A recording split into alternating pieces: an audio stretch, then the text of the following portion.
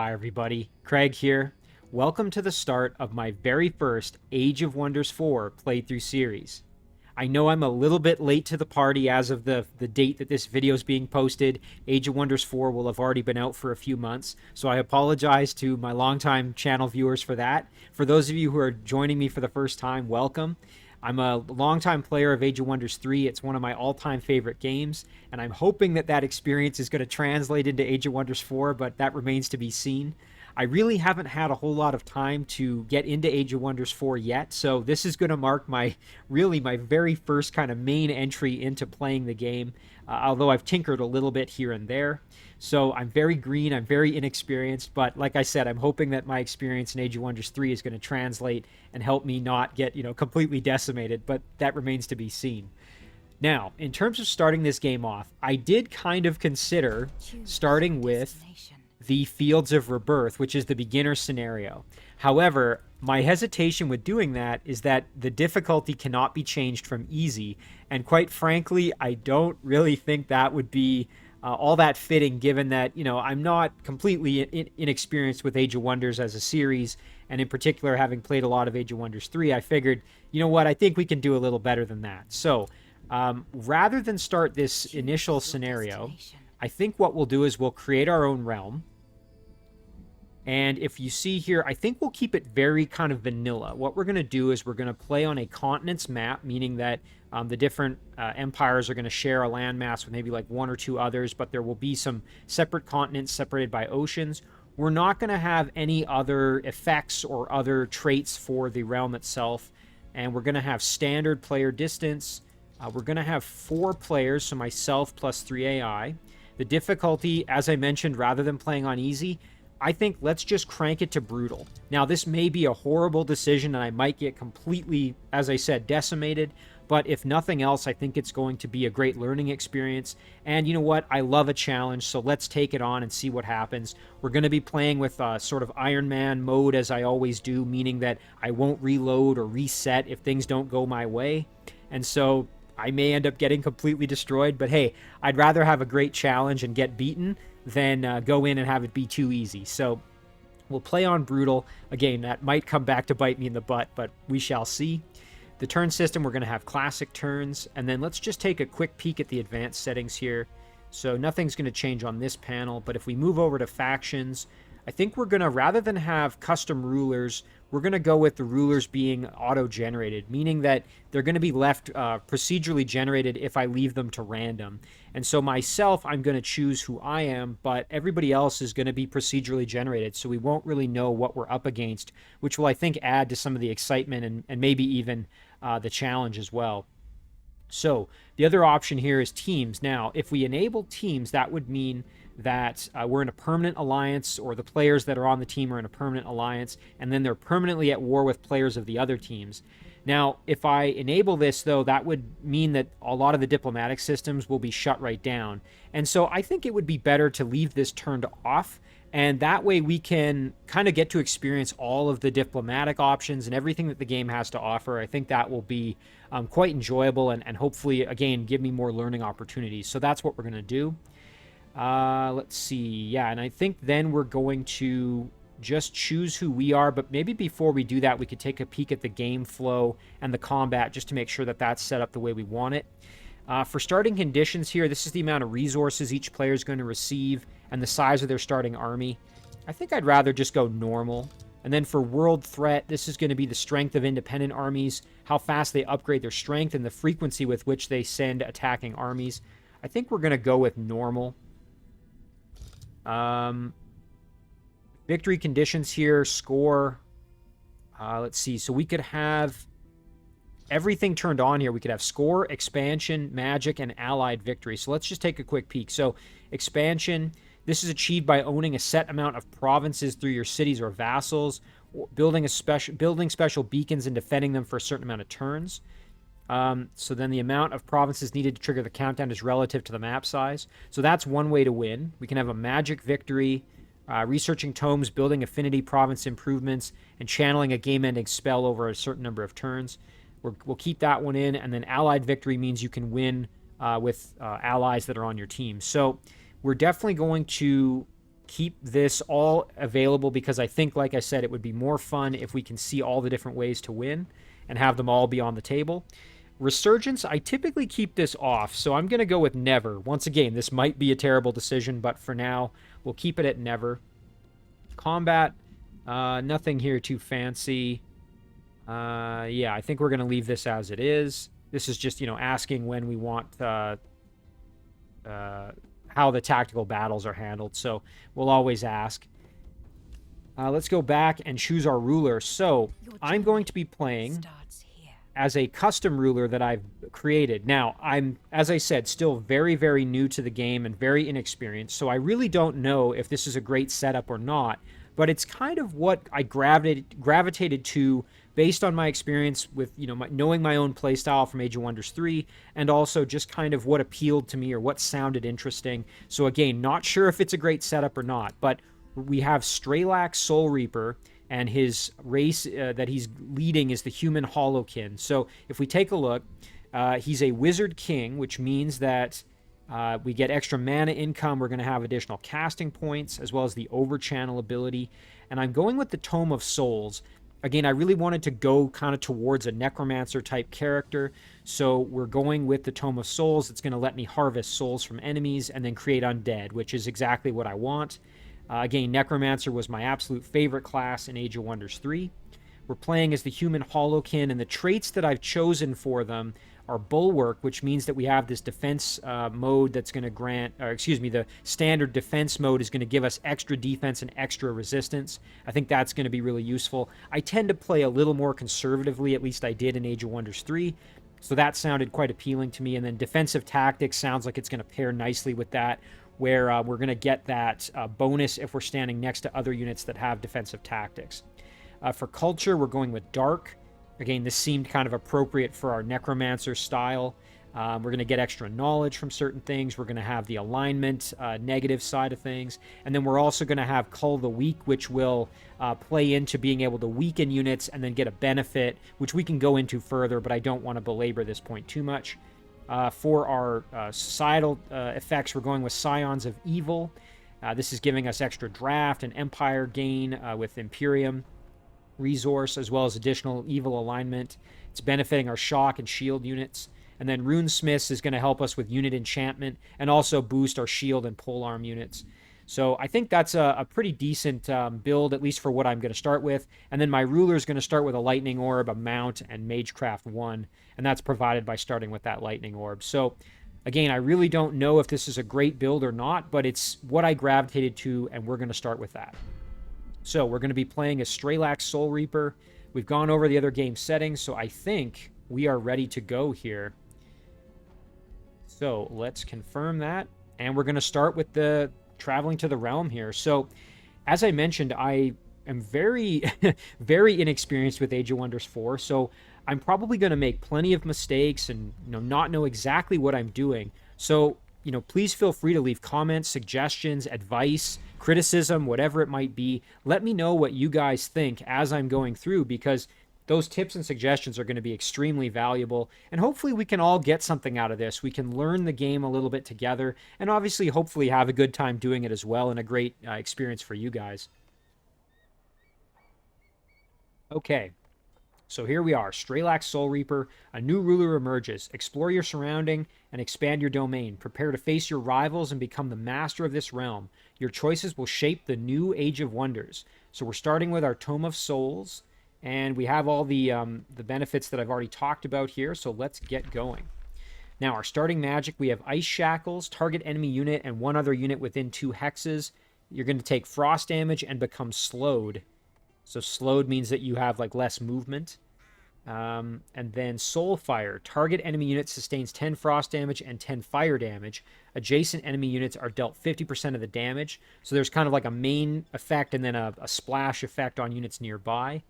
So that's great. We have a couple of good combat spells. Hopefully that will help us out. So here is our starting city.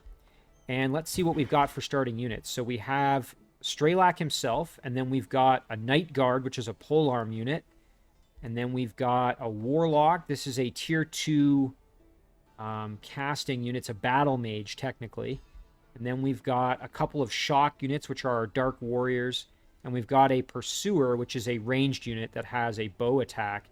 Now, something that I'm still kind of getting used to is the combat in Age of Wonders 4.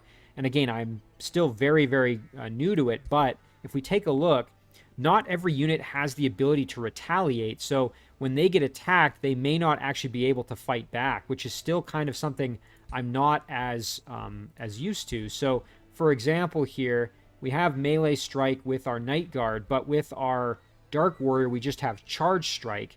And so you can see here that I think we have first strike, but we don't necessarily have the ability to retaliate with all of our units.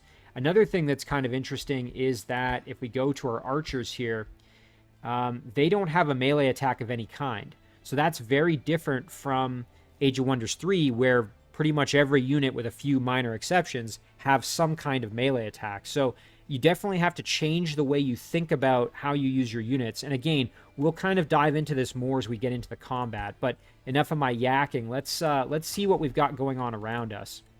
So we have our City of Thorndusk here. Looks like we've got a gold vein. We've got iron deposit.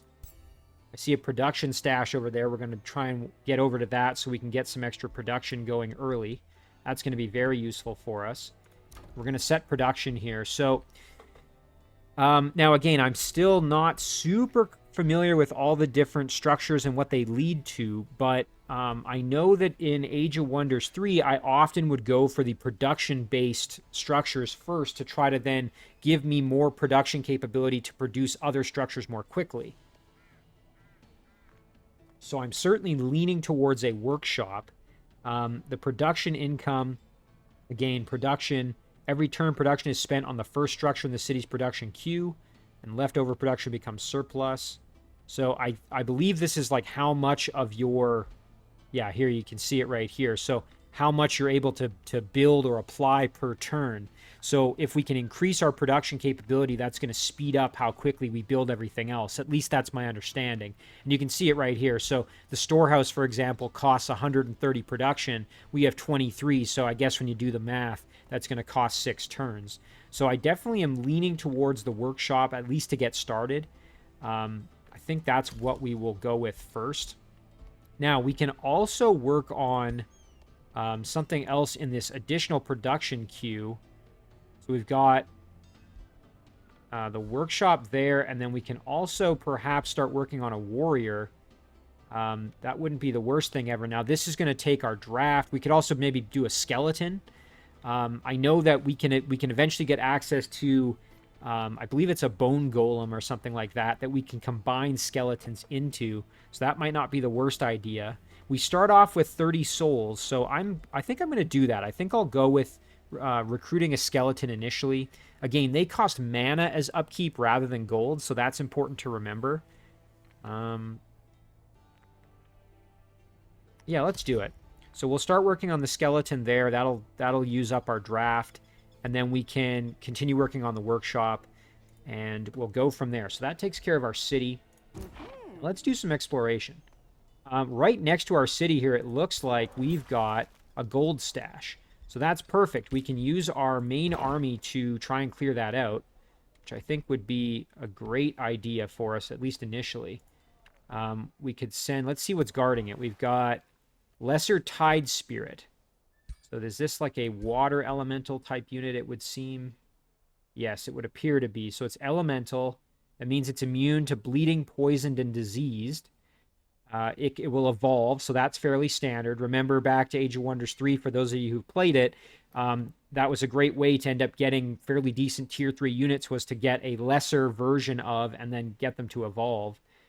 Fighter unit, so it has no obvious specialization or counters. It's floating, magic origin, and water camouflage. So again, fairly standard, and just has kind of a basic melee strike. Can inflict wet, however, so we'll have to watch out.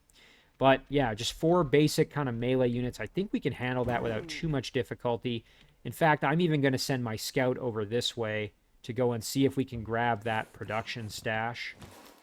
Perfect. Now, hopefully that sped up. Yes, it did. Look at that. Our workshop is now only taking 3 turns. So another huge difference from Age of Wonders 3 is in the city management. So as you can see, there's a lot more we can do with our cities. I'm still kind of wrapping my head around all of the different options and things that I can do. So that may require some additional learning on my part. But again, we'll figure it out as we go. Another thing here is we have this additional resource that I mentioned earlier, Imperium. So this is used for acquiring cities and speeding up empire development and negotiations. I think a few turns in, we get access. Yeah, there it is. We get access to empire development where we can spend our Imperium on improving our empire, but also on diplomatic and kind of social interaction type stuff. So that's important to keep in mind. Let's see, what's this over here? Ooh, another production stash. That would be fantastic for us to maybe get over to. Let's just see what's over here. Okay, this is all kind of looking like valley. We are on the edge of a coast, or perhaps this is a lake or something down here. Going further north. Okay, so we are on the northern edge of the map. So that's kind of nice. We've got our backs kind of in a bit of to a wall, I guess you could say, which might make it a little easier to play defense, but we shall see about that. Not that I want to turtle up or anything, but at least for defending myself, it might be a little easier. Okay, so production stash is guarded, so we may want to get over there and try and clear that out. So let's start off here, though. We'll move our main army. We will grab Straelak. We'll have him engage the battle. That's a little trick I remember from Age of Wonders 3, is to save movement points on the rest of my stack. Okay, so we're going to do this battle manually. Just have to be careful. The auto combat is on the left side, so I have to just watch out. All right. Now, I don't have the fast battle option enabled, so I figured that would make it a little bit easier for you guys to watch the fighting. Let me know what you think, though. I can always tweak it and speed up or slow things down as needed. I think I'm going to keep it as is for now, but please let me know what you think. Again, it's very easy to switch in the settings. And also let me know if the audio or anything else like that is not quite to your liking. I'm always amenable to trying to tweak and change things as needed. All right, so here's what we're going to do. We're going to take our... Oops. I think we're going to take our polearm unit here, our Night Guard, and we're going to move them up. Have them kind of occupy the center, and then we will flank them with our warriors here on either side. Like this. Again, we're going to try and take advantage of the defensive tactics that we have. We will put our archers in behind as well as our warlocks, and we will keep Straelak in behind as well, and then we are going to end our turn there. All right, let's see what they do. So they're going to just all advance pretty quickly there, and I can accelerate the battle as I need to, so to try and keep things moving along. Now, I could, again, charge in and start hitting them with some pretty good damage from my my warriors here, but I think I would rather let them come to me. Even though we are going to take some punishment, I think I would rather them come at me, and then I can kind of play defense and hit them back. So I think I will perhaps move Straelak over, though, because I don't want him getting attacked. Yeah, there, that's better. So Straelak can sit there, and then we will end our turn and let them come to us. Hopefully this isn't a mistake. Nice. Okay, those pikemen doing some good work. One thing I also noticed is that as units take damage, depending on the type of unit, they will actually suffer casualties, making them less effective. Now, this is a mechanic that was not present in Age of Wonders 3, whereby as a unit took damage and some of the units died off, it didn't diminish their effectiveness, whereas in this case it can. So just something we have to watch out for. All right. Let's see. So we weathered that storm pretty well. Now let's see if we can... Yeah, we can hit them here with our bow attack, so let's make that happen. Nice, there's some good damage. We got weaken on them as well. That's going to help us out. Nice, then we should be able to kill them right now with the charge attack, so let's do that. Excellent. There's that regeneration. I think because they were weakened, probably, I think that gave us that opportunity. So now let's see what we can do. So our pikemen can stab back at really any of these two. Might as well just go for the kill on them, though. Let's see if we can eliminate this one with our combination of Warlock plus pikeman attack. Excellent. Ooh, not quite the kill we were hoping for on that first hit, but we did get them on the second hit, and that's exactly what we needed. Now, we can use Straelak here and do some... Ooh, if we get the hit, we would get the kill. And we only have a 60% chance to land the full damage, but let's see if we can make it happen. Okay, there we go. Nice, 2 out of 3. Oh, we missed on the third. All right, but still pretty solid outcome there. We hit him for big damage, and then we won't get the kill on this guy, but we would get the kill here, so let's make that happen. Perfect, and there's a big morale boost for everybody. Now, we have some spells that are ready to cast, and those are the 2 we've already talked about. If we wanted to, we could cast them in battle, but I just don't see the point at this stage. Now, we are going to take some damage, and there's a casualty, I believe. We do these units can retaliate, it looks like, so that's great. But yeah, we took a lot of punishment there. Defensive tactics really helping us out. So here, if we take a look, most units will take casualties as their hit points drop. So this is what I was talking about. Meaning that they'll suffer sort of diminished effectiveness over time. All right, let's hit him with our Warlock here.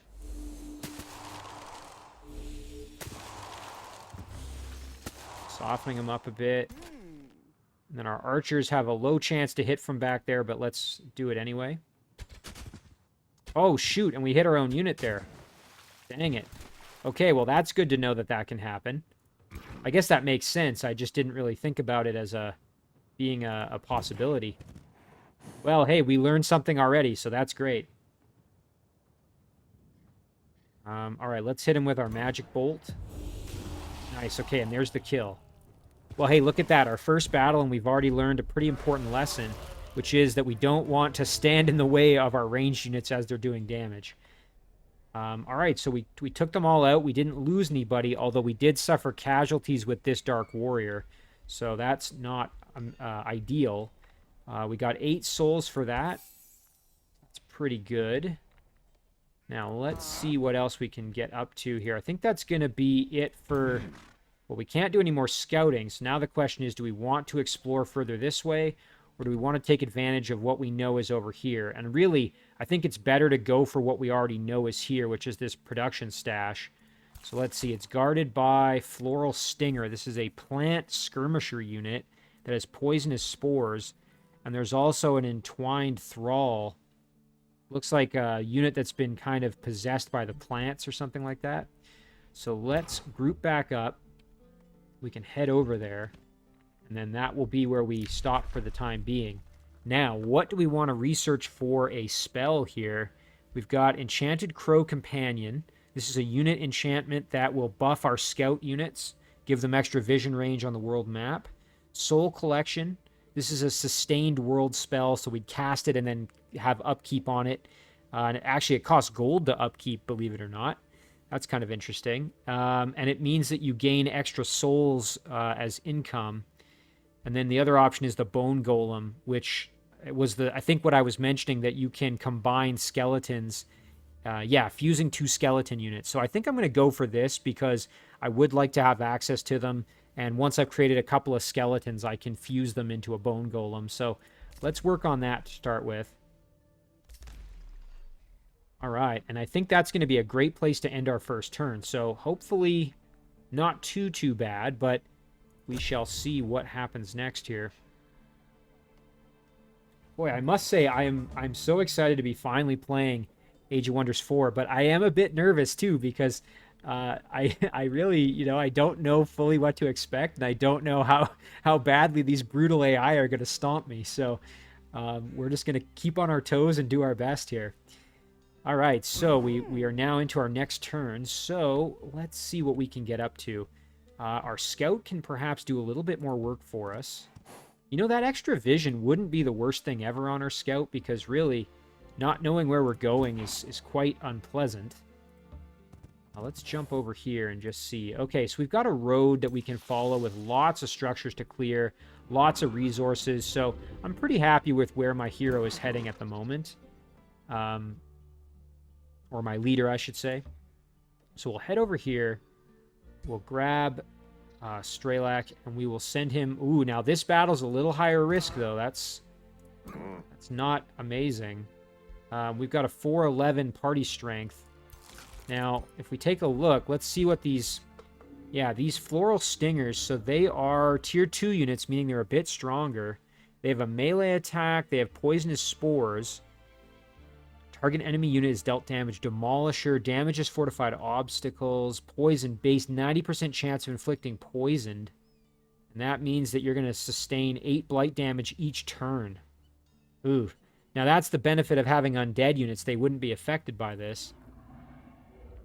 Healing Roots. At the end of the turn, heal 6 temporary points for every unspent action point. They have hyper awareness, so they can't be flanked. They're resistant to charge. That's not good. They're slippery, so they don't trigger opportunity attacks, meaning they can move past our units without worry. Slowed, this unit gains slow movement. Swift, the unit ignores the affected terrain. Wow, so this unit could really cause me some problems here. Let's see, it's weak to blight, it has shock protection, and it has fire weakness. Unfortunately, I don't think we really do any of that kind of damage. Let's see, this Entwined Thrall, you can see it's like a humanoid creature that was corrupted by the plants here. Poison Needle. Ooh, another chance to poison. We could really get in over our heads pretty quickly in this battle. Now, this might be where... Oh, you know what? We have that combat spell that does give fire damage, so that might be worth trying. So we'll try it. This is a risky battle, and this is my first kind of big test, I think. Let's see what happens. Now, obviously... Our one unit here is in pretty bad shape, so we're probably going to keep him out of the fighting as best we can, because we really can't afford to lose units this early. Now, we can't cast any spells just yet. And I think, now, this Poisonous Spores, I'm not sure if it's a ranged attack or, let's see, 4. That might be telling... Yeah, I think that's telling me the range on it. Because let me see, for example, here... 4, yeah, okay, so it is a ranged attack. And this one's same thing, I believe. Weakening Bolts, yeah, 4. Base 90% chance of inflicting weakened. We also have Sundering Curse, which has a 6 range. And that's basically like the curse that I know and love from Age of Wonders 3. Oh, man. Okay, this is going to be a nasty battle. So why don't we just kind of park ourselves here... We'll see how our spell does. I really don't know what to expect from that. This guy's going to just stay put as well. Oh, man. I might have bitten off more than I can chew here. Oh, and look at this. My scout is actually in the battle as well. I didn't realize that. Well, that's kind of good to know. All right, let's see here. If we were to cast a spell, Soulfire is going to be the one with that fire damage. Boy, that actually does pretty solid damage here. Yeah, I like that. We could really do some work. All right, let's do it. Very nice. Okay, that's helping us out tremendously. Now, this unit is only melee. Oh, wait, no, Poison Needle. Poison Needle is a ranged attack as well. Ugh, so we might not be able to play as defensively as I would prefer. Now, the Outrider does have a ranged attack, so maybe we cruise on up. Ooh, but you know what? That's probably put us in... Yeah, that's put us in a bad spot. And we... Yeah, you know what? I shouldn't have done that. That was a mistake. Well, we could go defense, or we could try and do a little bit of damage. We're not really doing much to them, quite frankly. So maybe we'll just hang out in defense. I mean, we're going to probably get attacked now. Why don't we kind of try and get up right on them here and then just sit in defense mode. That way we can at least get in their zone of control here. We'll play defense. Same thing, we're going to move up, and that's going to give us the defensive tactics bonus. And then with our leader here, we can... Ooh, you know what? We could over-channel and you throw another spell on there. Actually, I should have done that before I moved up. That would have allowed me to hit them again with that spell, I think. Yeah. Well, In any case, let's just get up in there. We'll hang out right here, and then we're in range. We can do some magic bolt attacks here, at least. We do have our unit in the way, though, so we have to be careful. We've learned how dangerous that can be. We'll get our Warlock up, and we'll hit them with some damage. Okay, we did weaken them. That's going to help us out a lot. And then what about here? Not quite in range. Here, maybe we park them right here. Do a little more. Okay, very nice. And then, you know what? With Straelak, perhaps we go... Yeah, there we go. That's a little better. We got an 80% chance to hit, so let's do a little bit of work here. Oh, I am so nervous about my pikemen in there, though. They may end up getting obliterated here. Yep, there's a poison. That's not good. Ouch. My archers got poisoned. Okay, this unit is retreating back. This might be a good opportunity for my scout to get involved here a little bit.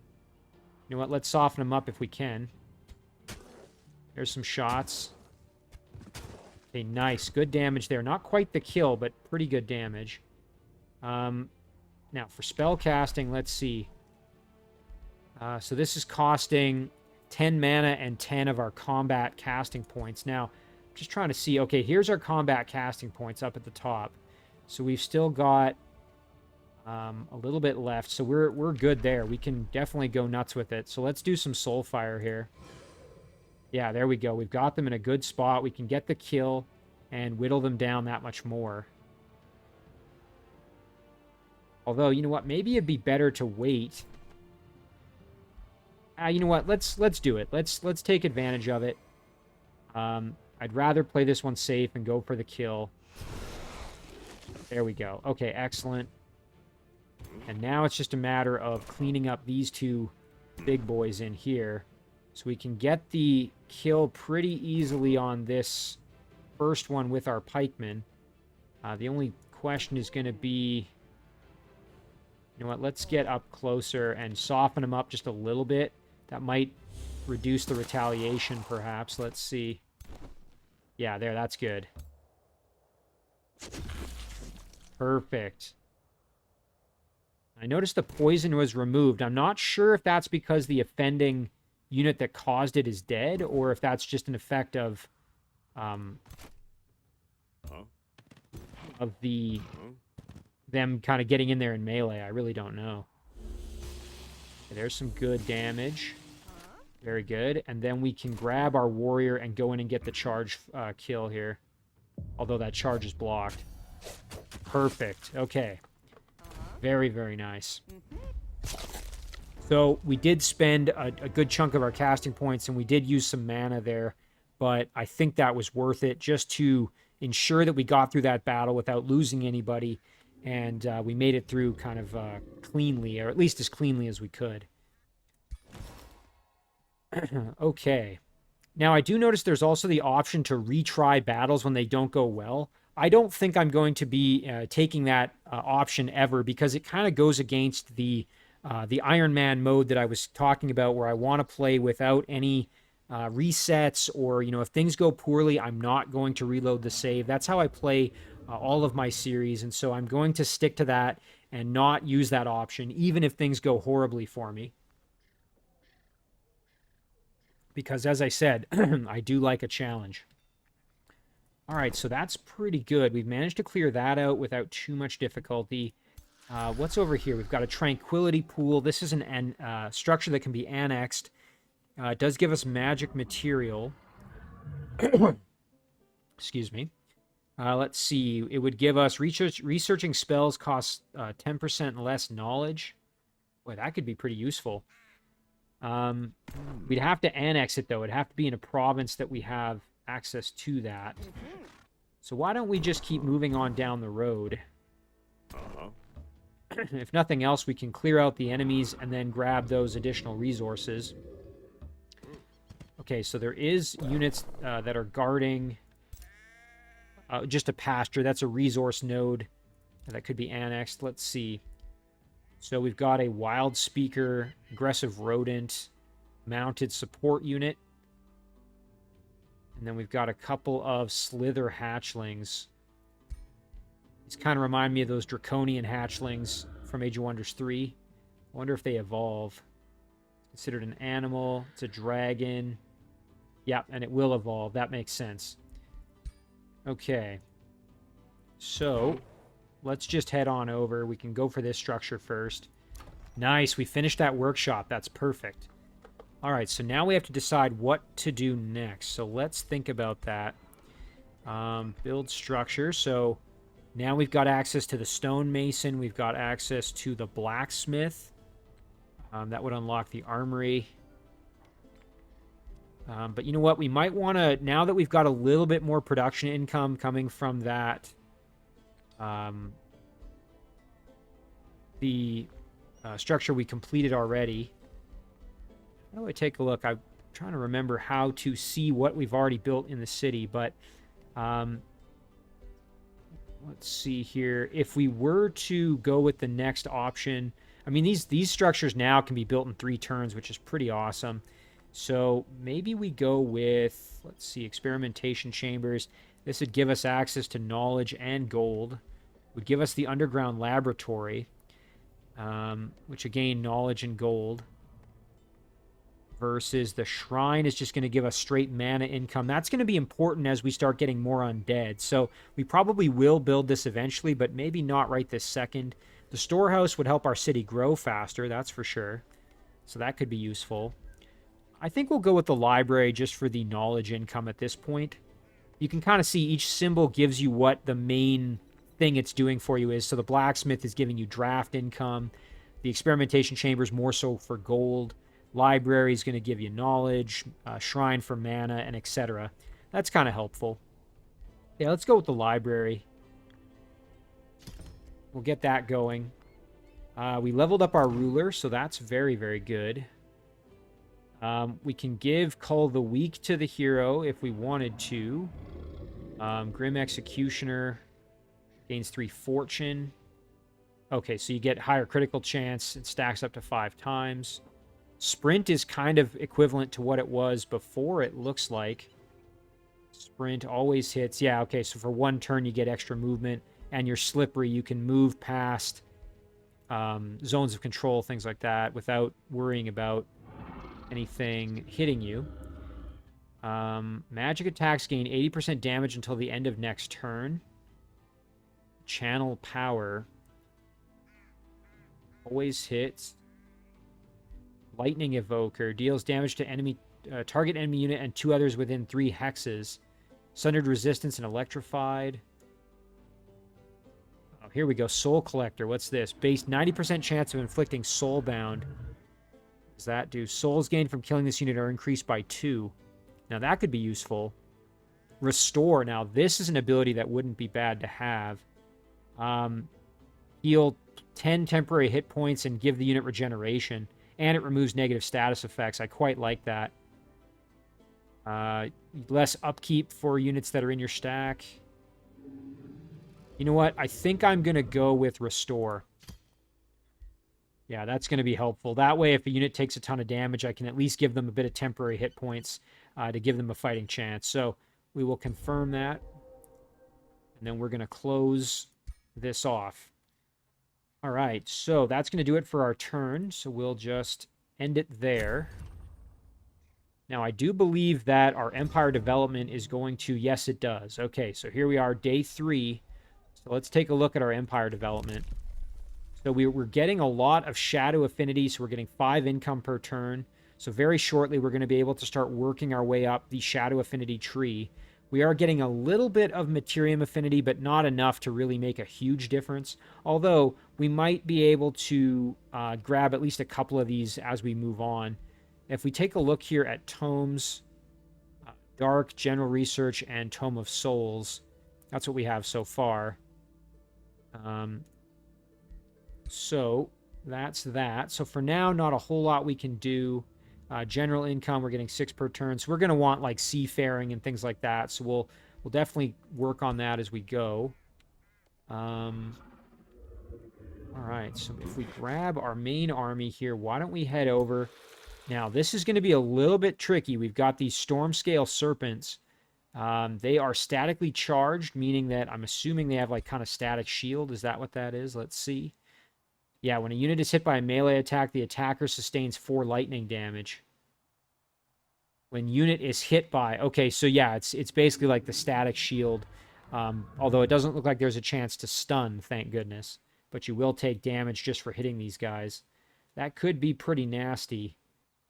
Elusive. Yeah, it's not stopped by an enemy zone of control. Boy, these guys could be tough customers, and there's 3 of them. So maybe we should actually go down here and try this battle, which would be a little easier. We've got tier 1 units to fight. What we could do is send our scout over just to grab... Oh, it's a small creature cage. I thought it was production resources, but that's fine as well. Moving your army onto it will allow the creature to join your ranks. Well, that's not a bad option as well. What we could perhaps do is maybe we do this. Oh, a lesser storm spirit. Very cool. Tier 1 shock unit. Sure, I will definitely take that reward. And I'm assuming this is a unit that can evolve here. Let's see. Elemental. There it is, evolve. So it will transform into a more powerful unit when it reaches champion rank. So it evolves into a storm spirit. Let's see. We can see what that storm spirit is. Oh, wow, that's a tier 3 elemental unit. So that would be excellent. So we definitely want to try to keep this guy alive. We have to keep in mind that he's got frost weakness. That's the big thing there. So that would help us in this battle, though. We could move him in with the scout. And then now we've got substantially more units coming into this fight.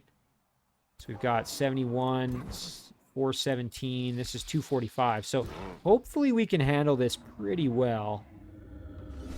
Do have a bit of damage done to a few of our units.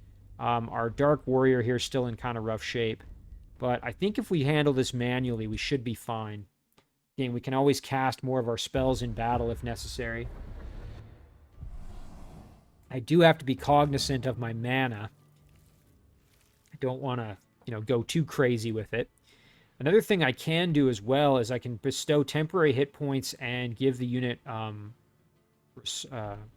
restoration, I think it's called. Let me double check that. Regeneration, excuse me. So I could throw that on a unit that's kind of worse for wear. All right, so I think I'm going to want them to just come to me, quite frankly. They do lightning and physical damage, so Storm Spirit might be really, really good for this battle, now that I'm thinking about it. And the reason for that is because they have very high shock resistance, meaning they're going to have 52% protection. So that's quite good. Definitely like that. All right, so maybe what we'll do then is we'll try and kind of take advantage of the situation with these shock elementals. Move them over. We're going to just let them kind of come to us again. That's really going to be the game plan. We're going to put our units in behind here. Those are our warriors. They can probably come out more like that. But the archers would be good in behind. The warlocks would probably be best suited right there. That's giving everybody defensive tactics. Of course, our Storm Spirit doesn't benefit from that because not one of our units that automatically has that upgrade. We can move over this way. And then, you know what? Our hero, why don't we throw on Restore onto our pikemen? And that way regeneration is going to happen, so we can be a little bit more aggressive, I guess, or rammy with them if they take damage. Oh, regeneration was removed.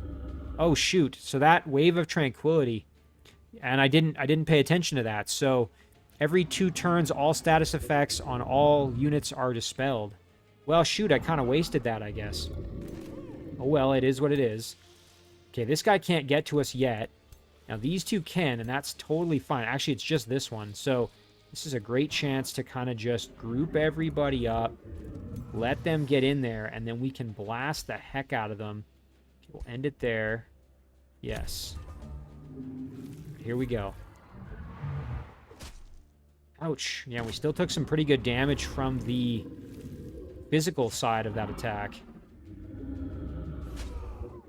Ooh, ouch, and we're electrified. Gotta double check what that means. Let's take a look. Here it is. Unit suffers 8 lightning damage each turn. Man, it's just like being poisoned. That's no good.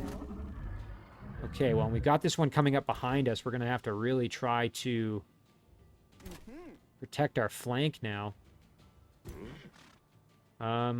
Alright, so let's see. What kind of damage can we do with our... Is this obscuring? Yes, it is. So we won't be able to see them if we move up. What if we go here? That's not really making any difference. Well, shoot. Alright, well, we'll do a little bit of damage at least. Okay, we missed on the second shot. Now, keep in mind that if we attack in melee, we are going to suffer some damage. So, it might be better to just blast here. Nice, okay, we did get a weaken. That's going to help us out tremendously. Where is our Warlock? Here we go. So the Warlock does incredible damage, so let's make that happen.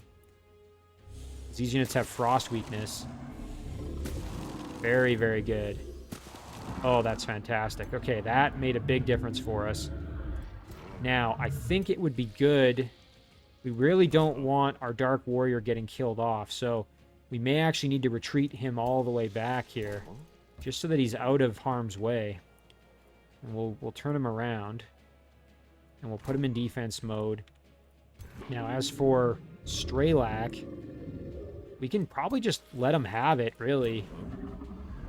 And then we can move this Dark Warrior back to kind of protect our flank a little bit here, like this. There we go. And then I think with Straelak, we'll just attack and try to soften him up a bit.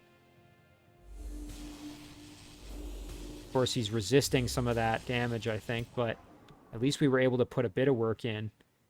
Now, here's the question. Do we want to go for the kill? I think we probably should, to be honest.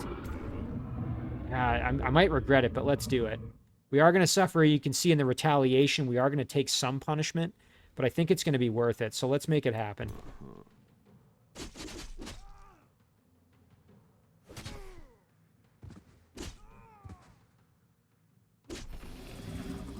Perfect. Okay, there's the kill, and we're still in pretty good shape. Although we are, of course, electrified. Although we have regeneration now, thanks to the this unit being weakened, and then we were able to get the kill there. Yeah, our Storm Spirit definitely going to go into defense mode. And that's going to do it for our turn. Okay. Ooh, ouch. Okay, we definitely lost some of our units there, which is going to reduce our effectiveness a little bit. We're tanking the hits with our hero. Alright, so now we've got to deal with both these units. So let's see here. Our archers should be able to... Oh yeah, we can do big damage here, so let's make that happen. Perfect, and there's a weaken. That's going to help us out tremendously. For our Warlock, we could get in there and blast, or we could get the finish right here. Let's see, what about our scouts? What can they do? This obscuring is causing us some difficulty. We go here, I don't know if that... Oh, we actually have a chance to flank, so let's do it, even though it's 50%. Nice. Very nice. Okay, we got good damage in there. I think between our units up there, we should be fine. Now, that's not going to be quite enough to get the kill, but we will do some good damage. Alternatively, we could just charge in here. You know what? Let's do that. Perfect. Very, very nice. We can restore up here. Not that it's going to matter. This is temporary health as opposed to permanent health. So that's a major change from Age of Wonders 3, at least in my experience so far, in that, you know, in Age of Wonders 3, you're often incentivized to try to get a lot of healing done before the battle ends to try to then carry that forward into the actual, the next battle and, you know, on the world map. Whereas in these battles, it seems more like, because it's temporary, it's less of a critical thing to do. And it's really only within that battle that it's providing some benefit. So definitely something just to keep in mind. What I might do, however, is throw this on anyway, even though I just said it's not, you know, as useful. But I do want to kind of provide a little more protection for those guys just in case. We could do some work here, but we are going to suffer... Let's see, cancel retaliation. So I don't think we are going to get... Yeah, no retaliation, so that's great. And then we can do this. We'll suffer a little bit, but at least we provided that protection for our units. Perfect. And then one more. Perfect. There it is. Very, very nice. So we did suffer some damage, but the important thing here is our units are getting a lot of experience. We've got veterans already. We've got a soldier level, so silver medal, bronze medal already. That's very, very good. And importantly, nobody has died. Okay, so now the question is, I'm thinking we probably want to get this Storm Spirit into our main stack, quite frankly. Maybe what I'll do is the... You know, but these guys are so strong, it'd be a shame to kind of have them not be out fighting because they are getting a lot of experience. Let's just take a look here. So at veteran level, they just get more health. At elite rank, they're going to get damage. And then champion and legend. Legend rank, they're going to get critical. Yeah, it'd be a shame to not, you know, continue to have them in battle gaining experience, but at the same time, I would rather get my Storm Spirit into the fighting such that the Storm Spirit can then benefit from gaining experience and hopefully then evolve eventually. Having a tier 3 unit would be very, very useful. All right, but enough yammering. Let's take a look here. We've got the Gorgon's Lair. So this is an ancient wonder. An ancient wonder is a location that contains adventure and rewards. It can only be explored by a single army led by a hero. So that's important. You have to have a hero leading the stack. When cleared, it can be annexed by a city. When annexed, it will provide city income and special units in the Rally of the Lieges. An annexed Ancient Wonder counts as a type of province improvement. Ancient Wonders can be bronze, silver, or gold, depending on rarity, difficulty, and value. So this might be a good one for me, you know, in the next little while, once I'm a little bit stronger and healed up. As a bronze level one, I hopefully am strong enough to, you know, at least consider perhaps getting in there to try to clear it. All right. So, we've got another structure over here, food stash. It's kind of well guarded, though. We've got 2 more of these serpents and 2 of these lesser storm spirits. Maybe we'll retreat back and go for this stack, which is going to be a little bit of an easier fight, I hope. You know what? We could just keep everybody together, honestly. I don't hate doing that. Yeah, you know what? Let's do that. And we'll keep the scout just going on its own. So there we go. Let's just check. How much experience did we get in that last fight? So, pretty good. We're almost... we only need 1 more experience, so that's fantastic. Another change, at least, and please correct me if I'm wrong, but it does seem like all your units gain experience equally in battle rather than based on their individual performance. Whereas in Age of Wonders 3, it was based on what the individual units were doing. So that's a little bit more akin to sort of Age of Wonders Planetfall. Again, I didn't end up playing Planetfall quite as much as I had originally planned, but I do have a little bit of experience with Planetfall. So let's cruise over, and we'll try that battle in a second. But before we do that, maybe we should do a little bit more scouting. Now, the question is, do we want to go see what else is around the Gorgon's Lair, or do we want to perhaps head over here, kind of follow this road? There is a watchtower. You know what? That would be very nice to get to if we could. So maybe we'll follow the road. Kind of, we'll zoom around this stack. If we can get to that watchtower, then we can get some really good vision on what's going on in the nearby area. All right, so we'll engage this battle in a second. I do notice here that we do have our first skeleton. Just to kind of show here. So this is a whole arm unit. Immune to morale type status effects, and of course is undead. Considered magic origin as well. It's the undead. An undead unit with frost resistance, blight resistance, spirit resistance, and fire resistance. And minus or 100 modifier to morale changes. So not affected by that. So that's really useful. And then immunity to poisoned as well, which is quite helpful. And then, of course, as a pikeman, has first strike. So, let's see. Let's do this battle now while we were talking about it. And that'll probably be a good place to end the episode. Yeah, let's start this one off here. You know what? We can even... Well, we'll use Straelak himself. We'll do this one manually. Definitely need to heal up a little bit. That's becoming a bit of an issue.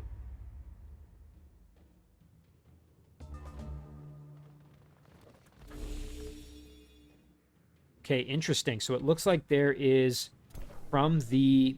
Yeah, here it is. Warding. So when this unit ends its turn, extends its zone of control to all adjacent hexes. So you get extra defense and resistance and immunity to flanking. All adjacent friendly units gain +3 resistance and +3 status resistance. So basically just buffs the resistance of these units that are in its ward there. All right, well... So first thing I'm going to do is buff the pikemen because they are in rough shape. So that regeneration is going to help them out a little bit. Now, I don't think these guys have... Well, they do have venomous spit, so we will have to watch out. That could poison us. Now, our unit that has the most health is going to be this warrior, so he's probably going to have to kind of be our upfront fighter. And our Storm Spirit might be able to help, but again, we do have to be careful. Does have Charge Strike. We want to watch out. Archers can kind of get in behind. Our Warlock as well. Straelak will probably have to also kind of assist a little bit with some of this fighting, just because he's got a little bit more health and can kind of tank some hits. So now let's end the turn. Let's see what they do. They're going to probably just come in towards us here, I think. Ooh, and they summoned a Dread Spider. Okay. Well, that just made things a touch more interesting. Dread Spider Hatchling. Let's take a look. Combat summon. So it'll disappear at the end of... Or when the time... So it's around for 3 turns, but unfortunately that's probably enough time for it to become a problem for us, sadly. Now, here's an opportunity where we could cast a combat spell. Might be a good chance to try Soulfire, maybe. Does pretty good damage.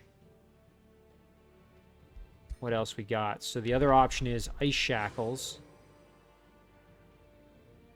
It slows them. It's not the worst idea ever. Reduces their movement. We could do it up here, actually, to try to mitigate this stupid little summoned unit from getting to us. You know what? I don't hate that. Let's do it. It might not be the best idea ever, but there we go. So yeah, there. Now at least they're going to be another turn or so before they can get to us, I think.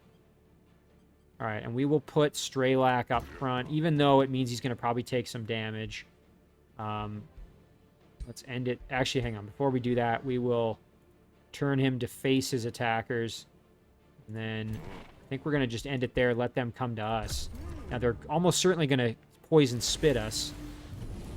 Ooh, strengthened, unleash the beast. That's a little bit scary. Ouch. There's some poison. We're going to take another poison here. Okay, oh, and we resisted it. Thank goodness for that. All right, so now we need to do some work on these hatchlings. So this one is... You know, I keep forgetting about Sundering Curse. I need to be using that. I could have done that in the last, my last opportunity. All right, let's see if we can make this happen. Just get a weaken, perhaps. Strengthened, removed. Weakened. There it is. That's what we needed. Okay. Now we should be able to do some pretty big damage. Perfect. Very good. Excellent. Okay, good damage there. And then what I'm thinking is we can get in there and probably get the kill. Yeah. So we can get in there and get the kill, and that will cancel retaliation. So let's make that happen. Perfect. And there's regeneration on this guy because that unit was weakened. Now, we could move our pikemen up to kind of provide some protection because this unit did just attack. And so... Oh, and I see, okay, these little red arrows, I think, are where it can retaliate. I'm not 100% sure about that, but I think that's what that's telling me. So if we park our Night Guard right here, that's a pretty good spot for him. And then we can still do some magic blasting here. Let's hit this unit if we can for some damage. Looking like 100% no matter what we do, so let's do that. Soften him up a bit. Draconic Rage is activated. We'll have to be careful. Storm Spirit can just move in to kind of be in the flank there. And this Dark Warrior, we don't want to put him in too much risk, but we will move him up in case we need a little bit of help. We're going to end it there.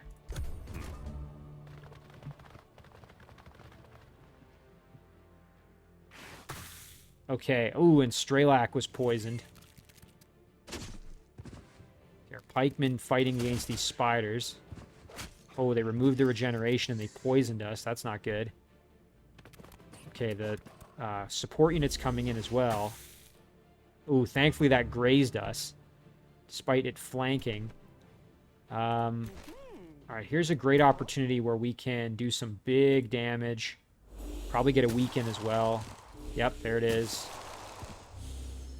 And then perhaps we can even get the kill. Oh, we can't quite get the finish with our... Let's see if we go here. I think we can go back here and not get retaliated, and then we can flank and the retaliation is canceled. Nice, and there's a regeneration for us. That's perfect. Now, we still have to get the kill on this guy, but at least we got some regeneration going for us. And then our Storm Spirit can get out there and flank blast the Wild Speaker pretty good. So let's then go for the kill here. We got a 70% chance to hit, so that should be the kill. We just have to hit once, I think. Perfect. All right. Now it's just the little spiderlings who are about to disintegrate. Now, what's this? Oh, I see. It's giving me the 2 targets. Okay. Yeah, let's just get the kill on these and get them out of the way. Okay, fantastic. And now it's just this support unit that needs to die. So let's get in there. Blast them for some damage. Perfect. Can charge over here and get the kill with our Dark Warrior. Excellent. Very, very nice. We made it through that pretty well, and we've got a level up here for our Storm Spirit. That's fantastic. Now bronze medal. A couple more silver medals to go around, and we did level up Straelak as well. So, some more souls as well, always good. Nice, okay. Ooh, Staff of Decay. That sounds pretty good. Activates Warding Defense Mode. So we saw that in action. That would be pretty useful. And some food. So I will happily take that reward, I think. And then we will go to Straelak, and we will equip that. We can use it to replace the Lightning Orb, which, although not bad, it's, we don't really need it at this point. So we'll keep the Staff of Decay.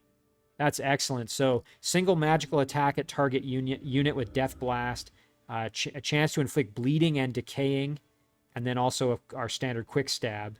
That's pretty solid. Yeah, very, very nice.